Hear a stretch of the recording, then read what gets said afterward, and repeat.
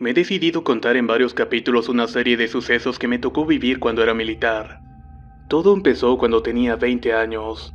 Acababa de graduarme como subteniente de infantería en el heroico colegio militar, y fui asignado al 93 Batallón de Infantería que se encuentra en el corazón de la montaña de Guerrero, en el municipio de Tlapa de Comonfort. Ese tipo de unidades se le denomina 100% operativas, o sea que siempre en su totalidad están en operaciones contra el narcotráfico. Nos pasábamos 7 u 8 meses en la sierra y descansábamos 2 o 3 días y luego otra vez para arriba. Al llegar a esa unidad nos llamó a todos los oficiales recién llegados el mayor Castillo, quien fungía como jefe de operaciones, y que también nos asignó a cada uno una sección y nos dijo el área que íbamos a ir a operar. Procedí a ir por mi equipo y armamento así como para reunirme con mi sección, comentándole a los sargentos que apuraran a su personal para estar en condiciones de salir lo más inmediatamente posible. En ese instante nos volvió a llamar el mayor para tener una reunión con el comandante del batallón, el coronel Juan José Baranda Rivera. Él nos iba a dar las últimas instrucciones, y al llegar con el coronel comentó de quién estaría designado para que comandara la base de operaciones fija en Temascac, a lo que él respondió que sería el mayor subteniente Betancourt.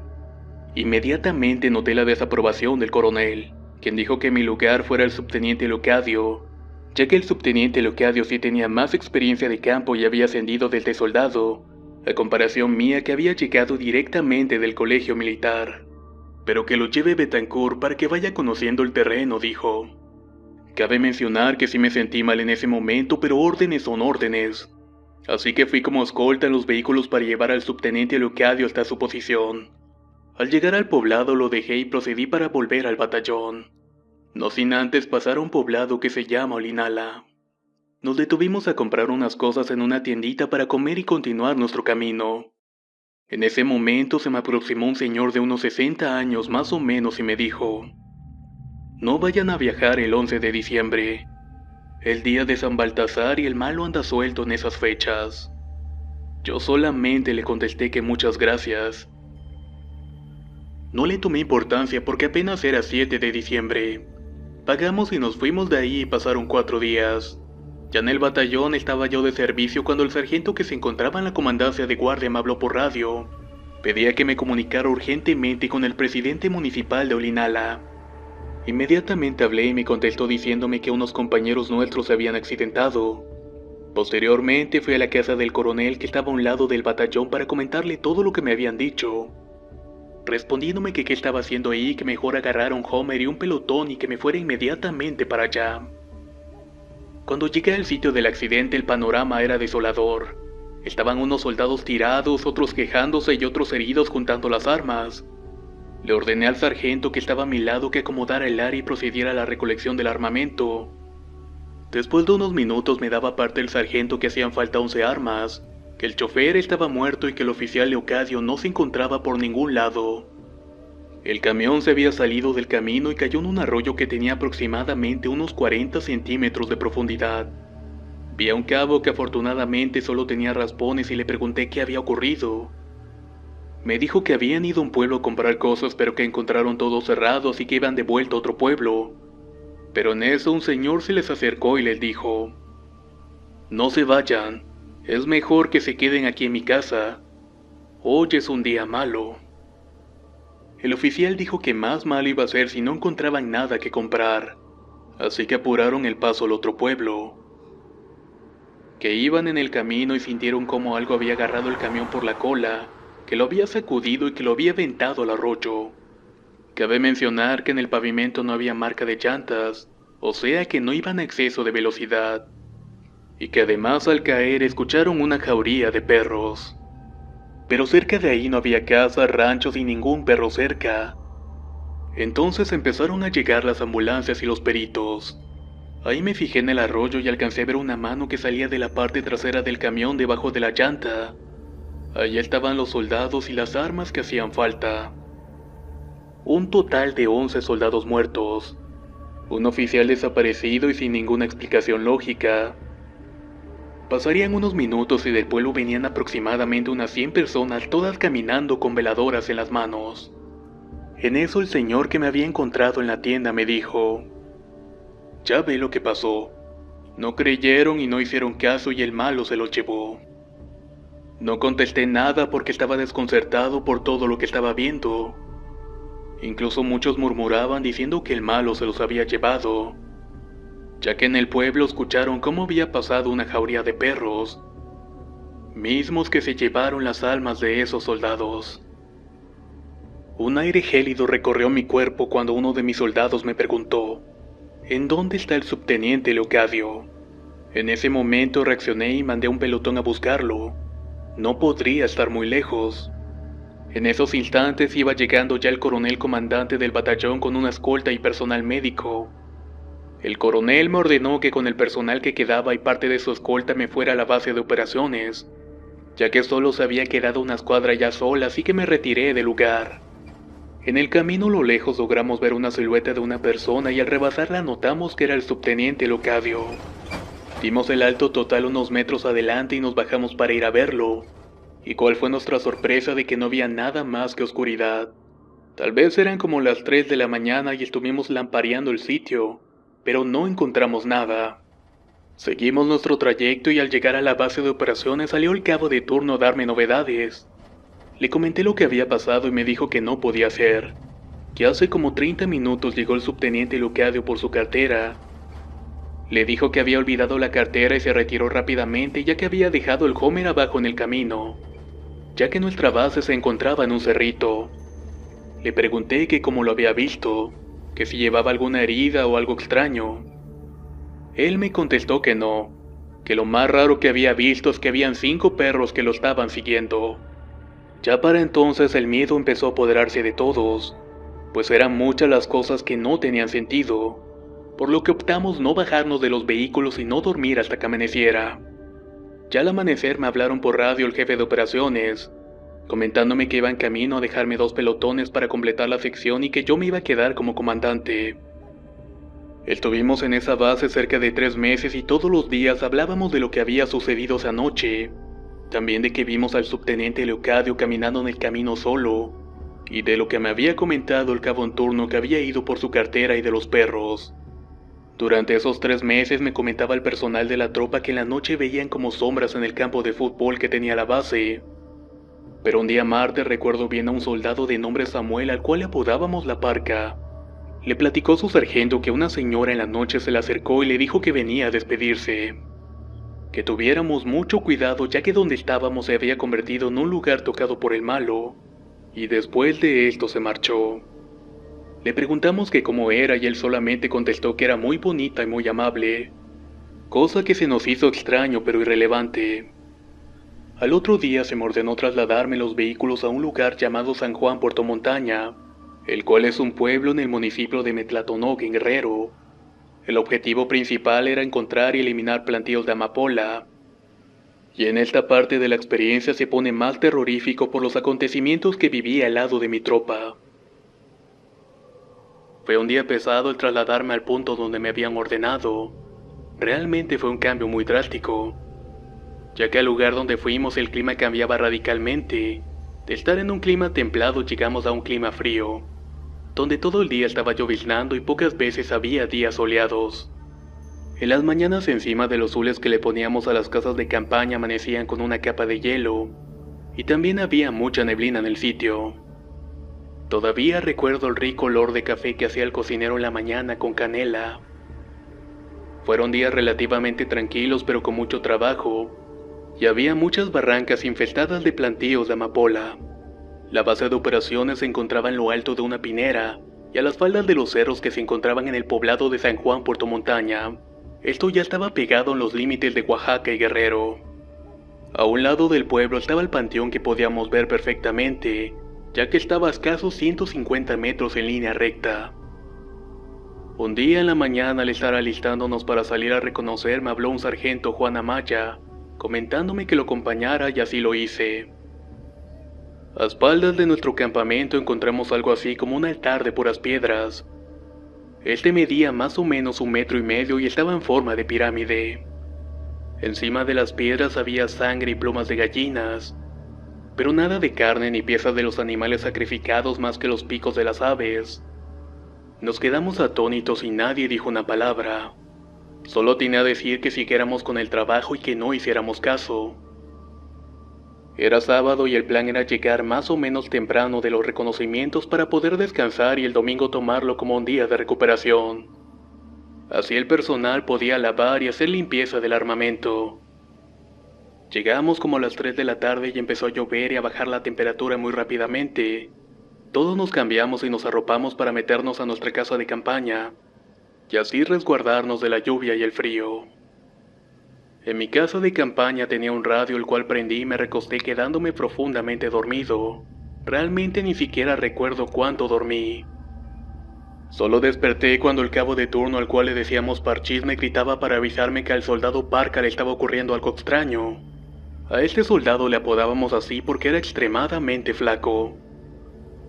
Salí inmediatamente y estaba el soldado de sanidad checando el pulso y los signos vitales, y el soldado tenía la mirada algo perdida.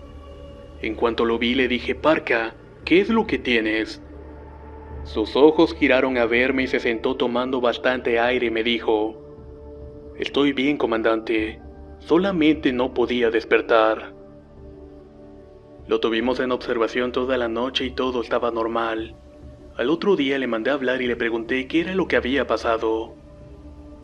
Él me respondió que la silueta de una mujer se puso a un lado de él y que quería levantarse y que no lo dejaba, que la mujer le puso la mano en el pecho y le decía que no se parara porque había peligro. Yo solamente le comenté que eso probablemente fue una pesadilla y que no tenía que preocuparse más. Al caer la noche reuní la sección para tener una plática y dar instrucciones para el siguiente día, y después de esto nos retiramos a dormir. Estaba ya muy dormido cuando escuché una ráfaga de disparos. Inmediatamente escuché que mi sección procedió a establecer el plan de defensa. Salí arrastrándome de mi casa de campaña y le grité al cabo en turno para que me dijera quién había disparado. Él me dijo que había sido alguien del lado oeste de la base, así que esperamos 5 minutos para ver si continuaban los disparos. Esperamos y lo único que escuchábamos era el aire gélido que pasaba por las ramas de los pinos. Junté un pelotón y fuimos a ver quién había disparado. Llegué y alumbré con mi lámpara donde se encontraba el puesto de vigilante. Y ahí lo vi sentado con las armas entre las piernas y recargado en un tronco con el pantalón todo orinado del miedo. Era el soldado Parca. Le hablé y le dije, Parca, ¿qué es lo que tienes? Solamente levantó su mano señalando hacia el panteón que se encontraba en esa dirección. Alumbré y vi 3 perros caminando y en eso voltearon y sus ojos alumbraron por la luz de las lámparas. Yo solamente volteé a ver a la Parca y le dije, ¿cómo eres de miedoso? Así se le ven los ojos a los perros cuando se le alumbran con una lámpara. Al terminar de decir esto, simultáneamente uno de los animales se puso en 2 patas y luego empezó a caminar de forma humana. No lo podía creer. No sabía realmente qué estaba pasando y ni siquiera podía saber si lo que estábamos viendo era real. No había duda que aquella criatura de 4 patas se había levantado y caminaba en 2 patas de forma humana. Más bien daba paso por paso y su aspecto era más al de un perro corriente, y al voltear a vernos se fue caminando con dirección al panteón. No era algo lógico y mucho menos algo natural. El miedo se apoderó de nosotros y nos quedamos inmóviles sin poder decir palabra alguna. Por fin pude moverme y cargar mi arma para apuntarle a la criatura. Accioné el disparador y solamente se escuchó un clic, pero el cartucho no percutió. Volví a cargar y salió el cartucho de la recámara disparado a un lado y nuevamente se escuchó un clic. De repente la mano de uno de mis sargentos que se encontraba a mi lado la puso sobre el arma y me dijo, es inútil, comandante, no va a disparar. Bájela y mejor vayámonos de aquí. Bajé el arma y nos dirigimos de vuelta al campamento y me acuerdo que los compañeros del pelotón de la Parca lo pararon y se lo llevaron cargando. Al llegar al campamento le dije a los sargentos que juntaran toda la leña posible e hicieran una fogata, y que hiciéramos un círculo con la espalda hacia la alumbrada sentados y esperando al amanecer. Todos estábamos callados sin decir comentario alguno. En cuanto empezaron a verse los primeros rayos del sol, le hablé al cabo de transmisiones Traca, ya que así se les conoce a los de transmisiones en el ejército. Solicita una conferencia con el jefe de operaciones, le dije, e inmediatamente prendió su radio y empezó a llamar al batallón. A la media hora más o menos contestó el jefe de operaciones. Contesté: buen día, aquí Castillo reportándose. Solicito reubicarme por mis propios medios a otra área, ya que los plantíos me quedan lejos de donde me encuentro. Aunque ese solamente era un pretexto para irme del sitio. Me dieron la autorización e inmediatamente procedimos a levantar el campamento y a organizarnos para irnos de ahí. Yo estaba inquieto e impaciente de lo que vi porque no sabía si era real o no, por lo que le dije a un cabo que reuniera su escuadra. Ya que reunió su escuadra, nos fuimos con dirección al panteón a donde habíamos visto a los perros. Ya era de día y de hecho de los pocos días en los que había salido el sol a todo lo que daba. Se veía hermoso el paisaje en la sierra y al llegar a las orillas del panteón le dije al cabo: vamos a dar una vuelta y a ver qué vemos. Recorrimos el panteón y notamos que tenía un aspecto de total abandono. En eso vi que un soldado se agachó y recogió algo. El cabo le gritó que dejara eso y que mejor no lo tocara. Así que fui deprisa a ver lo que había recogido y al ver lo que estaba en el suelo era como si me hubiera caído un bloque de hielo en la espalda. Ahí estaba la cartera del subteniente Leocadio. Nos retiramos rápidamente del lugar preguntándonos cómo había llegado ahí. Cabe mencionar que donde se accidentaron a donde estábamos nosotros eran aproximadamente 1 día y medio de camino en vehículo. No había explicación lógica de por qué nos estábamos encontrando la cartera en el panteón. Llegué al campamento y ya estaba lista la gente, por lo que le ordené a los sargentos que comenzáramos a avanzar hacia las nuevas coordenadas que les di. En el camino nos encontramos un camión que vendía frutas y verduras que se encontraba atascado. El conductor pidió nuestro apoyo y nosotros gustosamente le ayudamos entre todos a sacar el camión. Dicho conductor era de aspecto indígena y muy amablemente nos preguntó: ¿de dónde vienen, señores? Le contesté que veníamos del pueblito que estaba atrás de aquel cerro. Él se quedó un poco pensativo y me comentó: ¿y a poco no les hicieron daño? ¿Cómo que daño?, le respondí. Es que en ese pueblo hay mucha brujería, por eso casi nadie viene para estos lugares más que los que siembran hierba mala. Tengan mucho cuidado. La gente que ha venido aquí siempre lleva algo malo con ellos. Mi mente seguía dando vueltas tratando de unir los cabos de lo que estaba sucediendo, cuando de pronto sentí que ya estábamos llegando al punto de reunión donde nos íbamos a establecer. Pasaron 3 meses desde aquella situación y para muchos de nosotros ya lo empezábamos a superar. Cierta noche reuní a toda mi sección. Estábamos alrededor de la fogata y hacía mucho frío. Todos tomábamos café con galletas de animalitos ya que no había más en el campamento. La noche iba normal hasta que a lo lejos alcanzamos a escuchar un gruñido. Pensamos que tal vez se trataba de algún animal, ya que por la zona se alcanzaba a escuchar de la existencia de una supuesta onza real. Le dije al personal que tuviera cuidado a la hora que les tocara su turno de hacer guardia. Nos fuimos a dormir y prendí mi radio para escuchar las noticias nocturnas, que apenas podía sintonizar en la frecuencia AM, y de un momento a otro me quedé dormido. Al día siguiente la hora de levantarnos era las 6 AM, pero me di cuenta que realmente eran las 9 de la mañana. Me paré enojado y listo para regañar al cabo de turno porque no se había levantado como era la consigna, y para mi sorpresa es que todos nos habíamos quedado dormidos. Absolutamente nadie se había despertado. Los vigilantes, la gente, nadie despertó y lo más extraño, las alarmas que teníamos en los relojes no sonaron. Empecé a gritar de que se levantaran y vi que encima de los costales de maseca estaba acostado el cabo de turno, el famoso Parchís. Le llamé y empecé a regañarlo cuando un sargento me daba parte de que faltaba el soldado La Parca. Enseguida mandé a su pelotón a buscarlo pensando de que tal vez se había ido al baño, mientras le pedía explicaciones al cabo de que por qué se había dormido, contestándome que no sabía el porqué y de que los vigilantes tampoco se habían dado cuenta. Prácticamente pasamos toda la noche sin vigilancia. Pasó un buen rato y volvieron de buscar al soldado La Parca dándome parte de que no había rastro de él. Entonces decidí agarrar 2 pelotones y dejar uno en la base para continuar buscándolo. Lo más raro es que su armamento y su equipo aún estaban en la base. Inclusive sus botas estaban ahí, era imposible que se hubiera ido descalzo.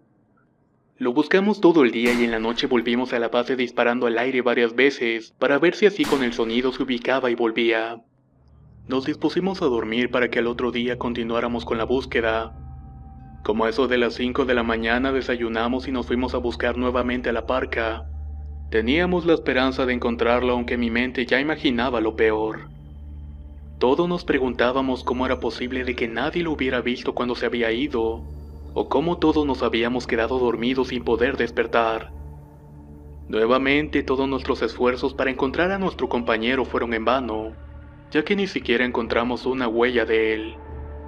Llegamos en la noche con la moral por los suelos y le dije a Transmisiones: si mañana a las 2 de la tarde no lo encontramos, manda un radiograma diciendo que el soldado Park abandonó la base de operaciones. Esa noche se sentía un frío inusual en el ambiente. No sé si por la preocupación o por el miedo que volvía a tocar nuestros pensamientos. Entré a mi casa de campaña y me metí a mi sleeping y comencé a rezar que donde quiera que estuviera la parca se encontrara bien. Pasaron las horas y no podía dormir, por lo que me salí de la casa de campaña y fui a la fogata donde se encontraba el cabo de turno. Le pedí que me pusiera un poco de agua para el café. Él me dijo que ya estaba preparado porque nadie lo había tomado, así que me serví un poco y prendí un cigarrillo. El cabo se apellidaba Gallo y así le decíamos, y él me empezó a platicar que su familia era de Chilapa de Álvarez Guerrero, el cual es un municipio que también se encuentra en la región de la montaña guerrerense. Ahí se hablaba mucho de historias de nahuales, encantos y brujería, que así era la gente de esa región, y así estuvimos platicando por espacio de 2 horas aproximadamente hasta que le dije: bueno, Gallo, me voy a dormir y estamos al pendiente. Volví a la casa de campaña y no sé cuánto tiempo pasó, pero de repente escuché la voz de alerta. Dije: alto, alto disparo. Salí y le pregunté al cabo en turno que qué ocurría y quién andaba en la maleza, así que tomé mi arma y junto con 2 soldados más fuimos a ver qué estaba haciendo ese ruido. Mientras tanto el personal ya estaba implementando el plan de defensa. Tomamos las lámparas y fuimos al sitio y salió corriendo el soldado La Parca totalmente desnudo y todo arañado gritando de pavor. Un soldado alcanzó a tirarlo y su sargento llegó con una cobija para tapar su cuerpo, ya que estaba arañado como si un animal lo hubiera atacado. Había escuchado muchas veces historias y relatos de terror, pero de alguna manera jamás los creía del todo. Era un tanto escéptico en esas creencias y hasta ciertos momentos las tachaba de relatos irreales o inventados. Pero eso desaparecería con los hechos que les estoy contando. Yo estaba ahí viviendo y viendo en carne propia junto con mi sección todos esos hechos, que me atrevería a decir que eran sobrenaturales, ilógicos e inexplicables. Por fin pudimos tranquilizar al soldado La Parca y un elemento de sanidad le inyectó un diazepam y causó efecto en unos 15 minutos. Reuní a mis sargentos, de los cuales 2 habían estado desde el accidente del subteniente Locadio. Empezamos a platicar desde todo lo que había sucedido desde entonces, opinando cada quien su versión de los hechos. Llegamos a la conclusión de mandar a un elemento a Tlapa de Comonfort para que comparara varias cosas religiosas, y así las pudiera llevar a bendecir. Mandamos a un cabo con la encomienda de traer lo que habíamos platicado, y al otro día más tranquilo nos reunimos con el soldado La Parca para preguntarle qué era lo que había pasado. El soldado quedó un momento en silencio y con la mirada perdida como viendo algo que no existía comentó: no sé en qué momento desperté y solamente me vi tirado en un lugar que no conocía, y a mi lado se encontraba el subteniente Locadio. Este estaba a espaldas hacia mí y me decía que no me moviera. No le hice caso y salí corriendo, y fue en ese momento que sentí como que algo me tomaba del cuello y me tiraba boca abajo. No podía ver eso, pero sentía que me estaba rasguñando. Era tan fuerte el dolor que sentía que me desmayé y solo alcancé a escuchar que el subteniente Locadio gritó: ya déjalo, ya nos tienes a nosotros. De ahí una voz de una mujer comentó que aún le faltaban más. Después desperté desnudo y estaba en una zanja llena de huesos de animales y listones rojos. A lo lejos alcanzaba a ver la base, así que empecé a correr en esa dirección. Pero por más que corría no llegaba y parecía que no avanzaba nada.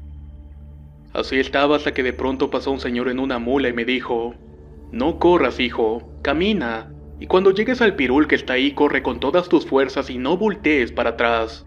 Yo sí lo hice, comandante, y la verdad es que no recuerdo nada más.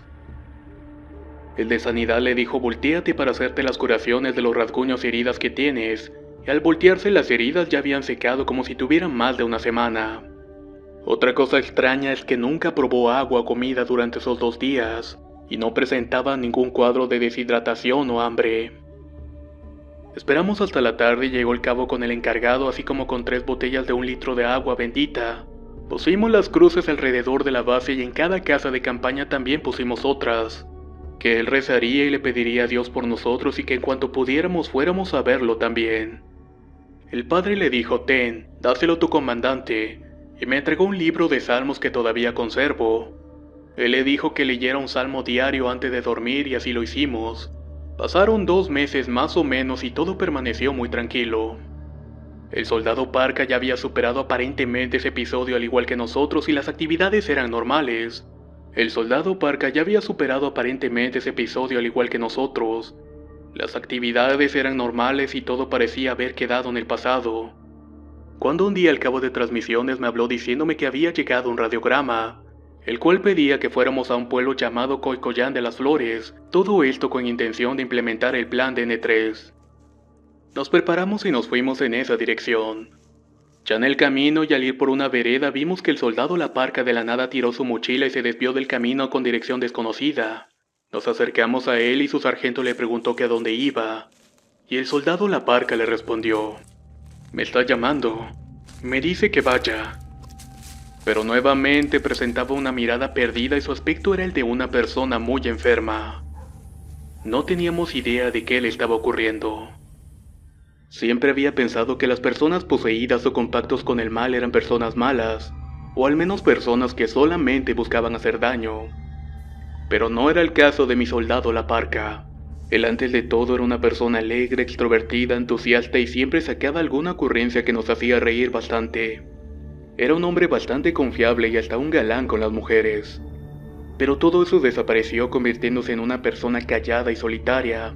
Desde que desapareció esos 2 días pasé por consigna que nunca lo dejaran solo, y sobre todo en las noches estaba un vigilante a un lado por cualquier cosa. Ese día que volvió a perder la conciencia, el personal de su pelotón lo detuvo y lo jaló de vuelta al camino. Estuvo desmayado como por 5 minutos, mientras que el cabo de sanidad le ponía torundas de alcohol en la nariz para que reaccionara. Estas causaron efecto y abrió los ojos, pero su semblante había cambiado. Tenía una cara de maldad. Empezó a decir que era el señor de los 7 males que creaba y destruía todo lo que él quería. Al mismo tiempo lo detenían 3 soldados de sus piernas, brazos y cabeza, y de un momento a otro volvió a desmayarse. Pero esta segunda vez dejó de respirar y no tenía pulso, por lo que el de sanidad comenzó a darle respiración cardiopulmonar. Había caído en paro y sus labios comenzaron a tomar un tono morado.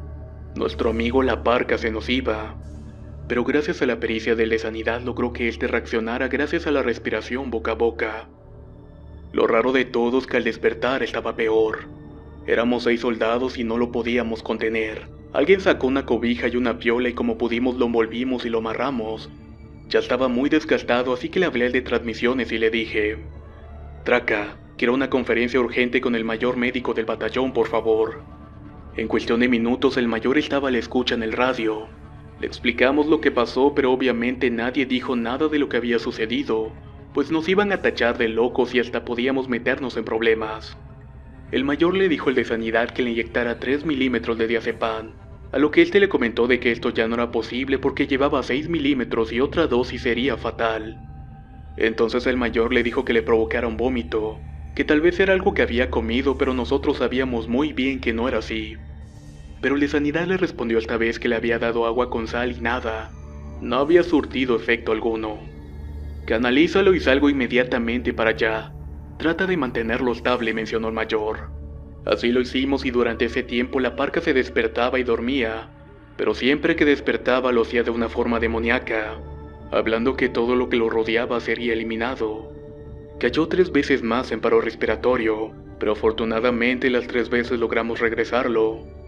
Pasaron como 6 horas y llegó el mayor médico del batallón. Bajaron la camilla y como pudimos lo pusimos en ella y en eso volteó La Parka y le dijo al doctor: «Nunca van a llegar». El doctor solamente se rió y dijo: «Estuvo bueno lo que se metió este cuate, ¿verdad?», aunque realmente ignoraba los antecedentes.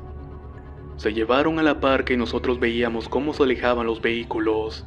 Todos quedamos con algo de paz interna y continuamos nuestro camino. Sin embargo, no habían pasado ni 10 minutos cuando el de comunicaciones me dijo: «Comandante, el doctor quiere tener una conferencia con usted». Tomé el radio y dije: «Betancourt a la escucha. Adelante, jefe». «Betancourt, necesito que vuelvas al Homer Ambulancia porque este se descompuso». Me vi a la cara con varios compañeros y contesté de que íbamos en camino. Llegamos a donde se había descompuesto el Homer Ambulancia. El chofer comentó que esa era la última subida para agarrar la carretera Chilpancingo, pero cada vez que trataba de subirla se le apagaba el vehículo. En eso la parca dijo: ya les dije que nunca vamos a llegar. El doctor enojado solamente dijo que le taparan la boca. Ya estaba oscureciendo y no podíamos hacer mucho, así que el sargento Maya se me acercó y me dijo: comandante, venga, vámonos con la parca y mírelo. La parca estaba como si no hubiera pasado nada y se encontraba tranquilo. Además su aspecto era normal, así que le pregunté que cómo se sentía.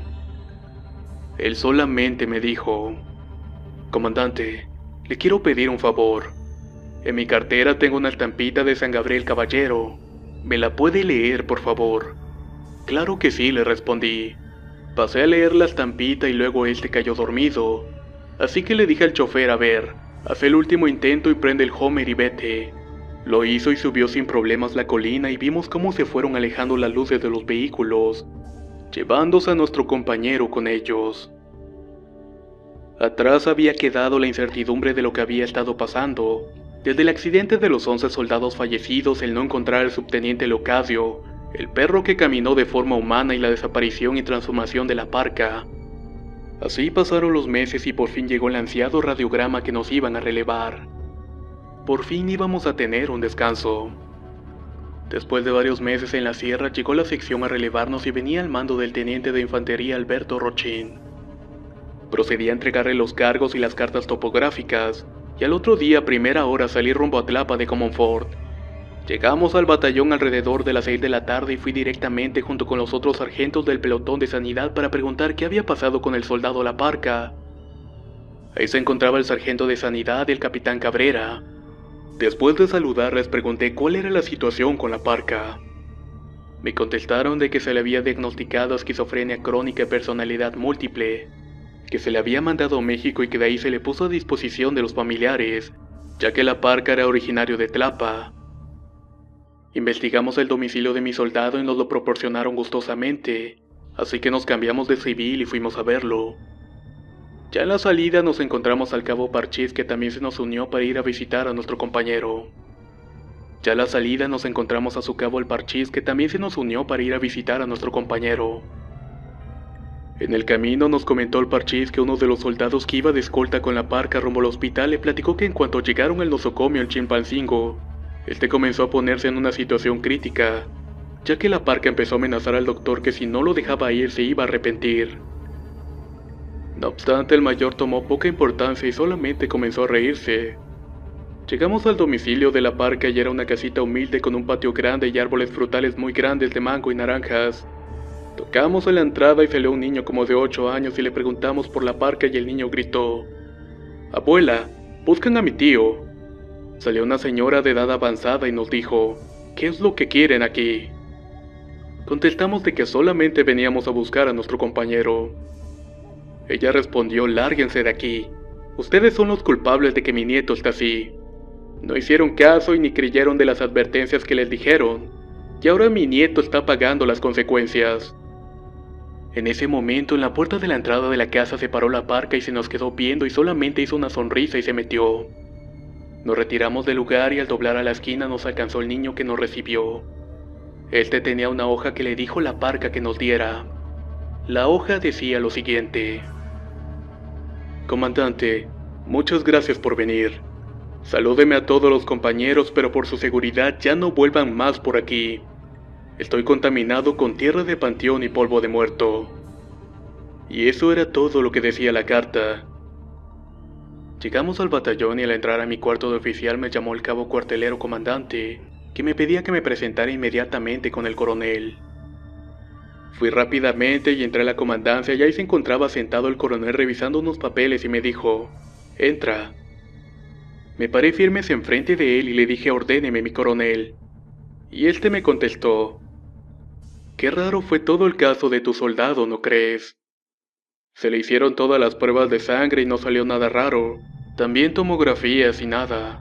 Lo único que le detectaron fue una hernia umbilical que no era ningún riesgo o que ponía en peligro su integridad física». «Así es», le respondí al coronel. «Mira, Betancourt, en toda mi vida como militar he visto y vivido muchas cosas en este medio, Al igual que en su momento tenía la misma cara que tú traes ahorita. Es uno de los tantos peligros a los que estamos expuestos, pero solo queda pegarse a Dios y lo que nos proteja, que no hay de otra. Muchas personas, si le cuentas qué pasó, te tacharán de loco, o lo peor, hasta te pueden meter en el psiquiátrico, y eso puede afectar tu carrera militar. Yo te aconsejo de que sigas con tu vida, como si nada de esto hubiera pasado. No sabía si era bueno o mal el consejo, pero tenía razón de alguna forma, ya que era algo que va en contra de las leyes de la naturaleza lo que había vivido. Así que me retiré y me fui a cenar para posteriormente irme a dormir. Al otro día me despertó el toque de levante de la corneta y me alisté para salir a la lista de Diana. Cuando salí, luego inmediatamente sentí un ambiente pesado. Le pregunté al capitán que estaba en el cuartel qué pasó y el comandante me contestó que el médico había fallecido. El mayor médico cirujano de nombre Pedro era una persona sencilla y muy amena. Le encantaba jugar básquetbol y era originario del Chilpancingo Guerrero. Por alguna razón que desconozco estaba en proceso de divorcio y tenía 2 hijos pequeños. Un día de antes le habían dado franquicia y como pretexto para visitar a sus hijos le dieron documentación oficial para entregar en la zona militar. Las últimas personas que lo vieron fueron elementos que se encontraban en el pelotón de sanidad. Comentaron que estaba impaciente por irse y que solamente estaba esperando su oficio de comisión para poder salir fuera de la plaza. Saliendo más o menos como a las 9 de la noche en su Jetta negro fue la última vez que lo vieron con vida. La carretera de Tlapa a Chilpancingo es una carretera federal de un solo carril muy peligrosa, ya que está llena de baches y curvas muy cerradas. Había curvas que eran casi de 180 grados o en su caso se tenía que parar para que pasara otro vehículo o un camión grande. También era peligrosa ya que asaltaban muchas veces. Tocó el caso una vez que a un camión de pasajeros lo detuvieron y violaron a las mujeres que iban adentro, entre ellas la esposa de un sargento, por lo que se nos recomendaba viajar de día por allá. Fue aproximadamente como a las 3 de la mañana que dieron aviso al batallón del accidente del doctor. Fue a la altura de unas 2 horas antes de llegar al municipio de Chilapa en una curva en forma de L, donde se fue de frente el vehículo del doctor cayendo aproximadamente unos 200 metros en la barranca de la montaña. Los peritos llegaron y comentaron de que no había huellas de neumáticos del vehículo de otro vehículo que pudiera haber hecho perder el control. En pocas palabras, solamente se fue de frente, y al desbarrancarse empezó a incendiarse muriendo calcinado en ese lugar. En las fotos que sacaron se veía claramente cómo el cuerpo estaba totalmente calcinado. No fui al funeral porque no me sentía con ánimos de ver más muertes. Por la tarde de ese día leyeron una orden particular y estaban convocando oficiales a realizar un curso de fuerzas especiales, así que me inscribí y me fui a concursar. Estuve 4 meses fuera del batallón realizando los diferentes cursos. Al llegar a Tlapa me encontré de que ya había llegado mi cambio de unidad. Me despedí de mi sección y de mi personal que de alguna forma fueron parte de mi familia en ese lapso de tiempo. Así que dejé todo atrás y me mentalicé un borrón y cuenta nueva. Estaba en el 21 Batallón de Infantería en Cuernavaca, Morelos y me encontraba cenando en un restaurante, cuando vi las noticias de que un helicóptero de la Fuerza Aérea se había accidentado en la montaña de Guerrero. Terminé de cenar y me fui al batallón y entré a la comandancia y tomé el teléfono interno donde se comunican entre batallones. Hablé por teléfono y me contestó un sargento escribiente llamado Oscar y lo saludé. «¡Qué milagro, comandante! ¿Cómo ha estado?» «Ya se enteró lo del helicóptero», me dijo. «Justamente por eso estoy hablando. ¿Quién iba en ese helicóptero?» La respuesta fue un balde de agua fría. Mi sargento Amaya y todo su pelotón habían muerto en ese accidente. Solo colgué el teléfono y continué con mi vida.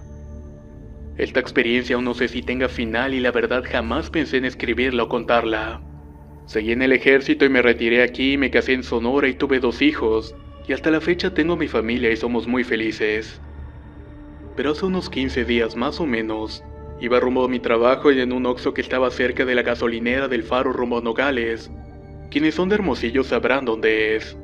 Iba acompañado por mi primo y le dije que se me antojó un café y paramos a comprar uno. Él me dijo, mire compa, ahí están sus colegas. Eran unos soldados que se encontraban en el estacionamiento del Oxxo realizando compras. Así que estacioné la camioneta y bajamos a comprar. Escuché algo que dijo un soldado, mas no lo oí bien y casi al entrar me abordó un soldado que antes estaba en mi sección 73 de infantería. Este me miró y me dijo, Comandante Betancourt.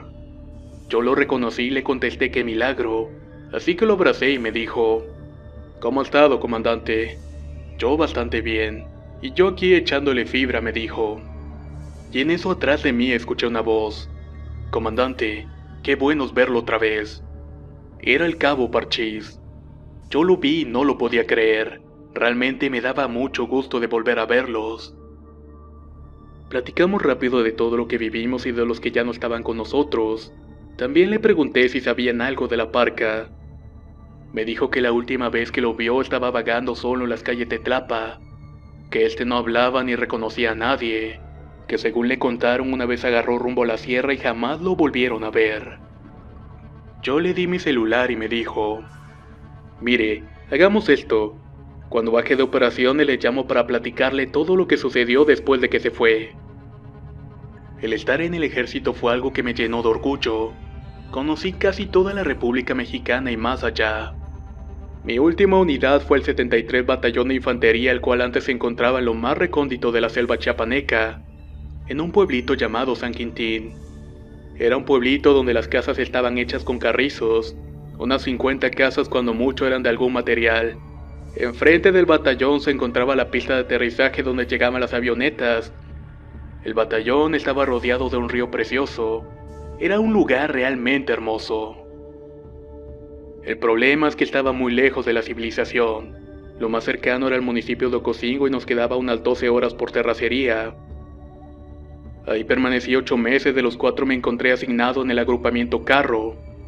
Una noche estábamos viendo televisión, y cabe aclarar que solamente se podía ver con Sky. De pronto escuchamos como una estampida de caballos. Salimos a ver qué era, pero no había nada. Fue raro, pero hasta cierto punto lógico, ya que había mucho aire y pensábamos de que había sido eso. Al otro día le tocaba ir de escolta a otro oficial que se encontraba ahí. Era el subteniente Rodríguez, el cual iba a traer agua en una pipa, y cada tercer día nos turnábamos. Pero en el ínter de ir, el general que estaba al mando del agrupamiento le dijo que reforzaran una de las bardas que se estaba cayendo, y por esta razón no había desayunado. Le dije: ve a desayunar y yo voy por el agua, y en ese tiempo ya era teniente, así que mandé a llamar un pelotón y me fui por el agua a un arroyo que estaba como unos 10 kilómetros de la base. Al volver me fui directo al comedor donde se encontraba desayunando el subteniente. Me senté en una esquina y comenzamos a platicar porque queríamos hacer un mini torneo de fútbol entre pelotones, cuando solo alcancé a ver cómo la parte del cañón de un arma salió de un costado mío y disparó el pecho del oficial. Cayó de costado y entró un cabo de nombre Agapito. Volteó, me vio y dijo: salga de aquí, comandante, esto no es para usted. Descargó toda el arma en el cuerpo del oficial y cuando terminó quitó el cargador, abrió la recámara y volvió a decirme: ahora sí, comandante, haga lo que tenga que hacer. Le vi la mirada perdida y le pregunté: ¿sí estás consciente de lo que hiciste, verdad, Agapito? No respondió y solamente se sentó. Para eso llegaron los sargentos y les dije que lo pasaran como detenido, y así fue. Llegaron los peritos y en las declaraciones el cabo solamente decía: lo hice porque así se tenía que hacer. El subteniente estaba próximo a casarse. Su novia estaba embarazada, así que iba a ser padre. Yo no lo conocía muy bien porque tenía poco tiempo de haber llegado de cambio, y al estar juntando sus pertenencias vi unas fotos que tenía guardadas. Al verlas solo me senté en la cama y no me caía el 20. Estaba retratado exactamente en el mismo lugar donde teníamos nuestra base en Guerrero, donde vimos al perro caminar de forma humana. Seguí buscando en su maleta y en efecto, él venía de cambio del 93 Batallón de Infantería. Tenía fotos del batallón y de las áreas donde estuvo operando. Dirán ustedes o algunos no me creerán que son muchas coincidencias o exageraciones, o tal vez hasta mentiras. Lo que sí les puedo asegurar que a partir de esas experiencias la forma de ver la vida me cambió totalmente. Estoy convencido de que hay algo después de la muerte, que sí existe la maldad así como existe el bien, y al igual que ustedes quedarán muchas preguntas sin resolver. Solo espero que pronto el cabo Parchís baje de operar y me contacte para platicar con él. Por el momento solo les puedo decir que muchas gracias a todos los que me acompañaron recordando esta experiencia. Realmente no hay un final y tampoco sé si algún día lo habrá. Si alguno de ustedes también tiene una teoría que pueda ayudar a resolver todas estas incógnitas, se los voy a agradecer infinitamente. Dios los bendiga a todos ustedes y a su familia. Se los desea su amigo Emanuel Betancourt.